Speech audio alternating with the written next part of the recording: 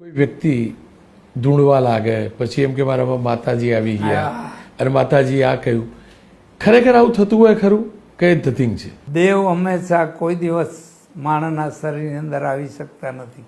આપણો આત્મા એક અંદર છે, બીજો આત્મા અંદર પ્રવેશ કરી શકતો નથી.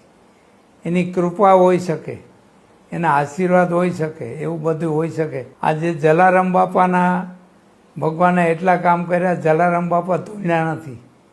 મીરાબાઈના કેટલા કામ કર્યા, મીરાબાઈ કોઈથી ધૂણ્યા નથી.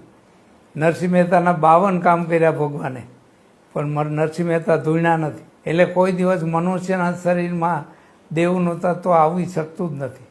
દેવત્વ આવે કે જે તમારું ઈચ્છિત કામ કરે, તમારા કાર્યમાં સફળતા મળે, તમારું ધાર્યું કામ થાય, સાધના કરવામાં તમને આનંદ આવે, એવું બધું દેવ કરી શકે. પણ શરીરની અંદર પ્રવેશ કરી શકે નહીં, એ વાત હાવ ખોટી.